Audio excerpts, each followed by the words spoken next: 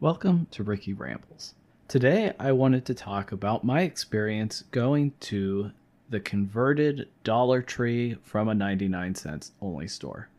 For context, the 99 cent only store, my favorite store, closed down a while ago. And it was terrible because the 99 cent only store was the best dollar store of like all time.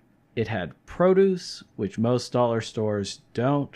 And maybe that's really the only differentiating factor. It also had some other good deals. It was just a good dollar store. Now, of course, in the latter years, it wasn't a only dollar store. It had other price stuff too, which may have led to its downfall, at least according to some people. And by some people, of course, I mean my coworker Nick. Hey, Nick, if you're listening. Anyways, the 99 cent only store closing was a big tragedy. I think I talked about it in my podcast, The Frug Life, I assume. Some time has passed, and now a dollar store has opened up in the place the 99 cent only store once was.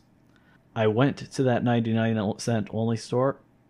Oh my. I went to that Dollar Tree that's in the location of the old 99 cent only store recently. And so here I was going to talk about my experience. Walking into the store, looking at the carts, they have Dollar Tree carts, which is interesting. They're smaller, a bit smaller than the 99 cent only store carts. At least that's what I see. There's, the black carts instead of the stainless steel ones they had at the 99 cent only store. Oh, right. And then they also, I'm pretty sure they have a pole. All the dollar store or all Dollar Tree carts have a pole so you can't leave the building with them. So it does make it a little harder to do a bunch of shopping because at the end you have to carry all your bags to your car. So it's unlike a real grocery store where you could obviously take the cart outside of the store because it's full of stuff that you need to take to your car. Anyway, the size of the 99 cent only store didn't change when it converted to a Dollar Tree. I suppose that is obvious. But the amount of stuff contained in the store did change somewhat. I feel like there is less stuff there now, and I feel like the aisles feel pretty open. I mean, I guess the layout is the same, but the aisles just seem so wide to me right now. Not sure why. I guess it's also because the store was more empty, maybe? I'm not sure exactly. But there was a big absence of a lot of things. Of course, all the fresh produce is gone. Dollar Tree doesn't seem to have produce ever. I thought I read somewhere that some dollar stores are looking into produce. I've never witnessed that myself. But yeah, there's no produce, so the whole produce section had just a bunch of garbage there instead. The freezer section was comparable to most Dollar Trees. I suppose it had just a little bit more stuff in there too. And some of it actually looked pretty good. They had some dim sum in there that I might try next time, and I'll report back to you. Walking around the store, I actually heard kind of a reoccurring theme there was other couples there in the store walking around. And a reoccurring theme is that they would go to a spot looking for an item, and one person would say to their partner, "Oh, this XYZ is missing. It's not here anymore." And it's funny because that happened multiple times. Multiple times people were looking for things that just weren't there anymore. And I concur with that experience. It's my experience. There's lots of stuff that used to be there that is gone now. So the new Dollar Tree from 99 cent only store conversion isn't as good as the 99 cent only store. That said, I would say it's a pretty good Dollar Tree experience. It was a big Dollar Tree. It had a good selection for Dollar Tree. So I probably will return there. It just isn't a 99 cent only store replacement.